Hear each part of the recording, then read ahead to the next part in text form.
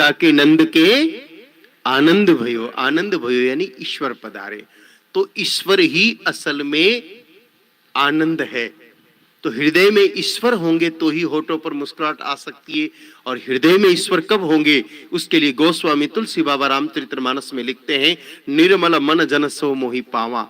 मन जिसका पवित्र होगा वही भगवान बैठेंगे।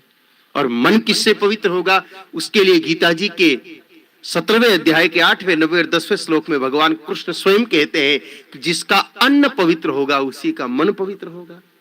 और आजकल हम जो अन्न खा रहे हैं वो पवित्र बचा नहीं है। अन्न उत्पन्न होता है खेत में, और खेती बिना कीड़ा मकोड़ा मरे होती नहीं है। निराई गुड़ाई सिंचाई कटाई गहाई खेती का कोई भी काम करो, कीड़े मकोड़े मरेंगे ही मरेंगे। एक मुट्ठी अनाज कई कीड़ों की मौत के बाद हमारे घर में आता है। उस अन्न को जब हम खाते हैं तो मन में पाप वृद्धि होती है, और पाप वृद्धि होती है तो फिर ईश्वर अंदर आएंगे, नहीं तो मुस्कुराहट आएगी कैसे। आप सोच रहे होंगे कि कीड़े मकोड़े तो पहले भी मरते थे, बिल्कुल मरते थे, लेकिन पहले हमारे पास दो ऐसे साधन थे जो हमारे अन्न को पवित्र कर देते थे। पहला साधन था खेतों में बैल बाबा का पैर। श्रीमद् भागवत महापुराण के प्रथम अध्याय में स्पष्ट कहा है कि बैल धर्म का रूप है। वाराह पुराण में भी लिखा है कि शंकरो धर्म वाहन।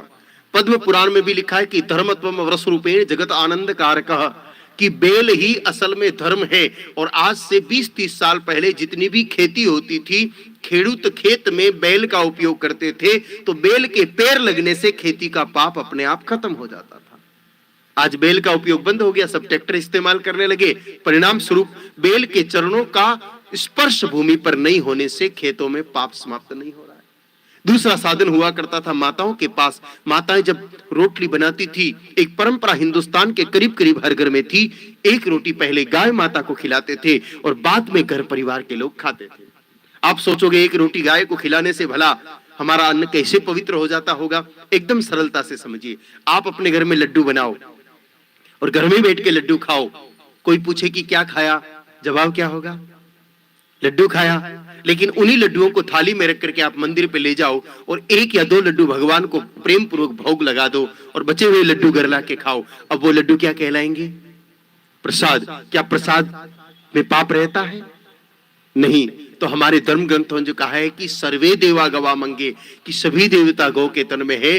तो जब हम पहले एक रोटी गाय माता को खिलाते हैं तो 33 कोटि देवताओं को भोग लग जाता है। बचा हुआ हमारा सारा अन्न पवित्र होता है। उस अन्न को खाने से मन पवित्र होता है, और मन पवित्र होने से मोहन हृदय में बैठते हैं, और मोहन के मन में बैठने से मुस्कुराहट अपने आप प्रारंभ हो जाती है।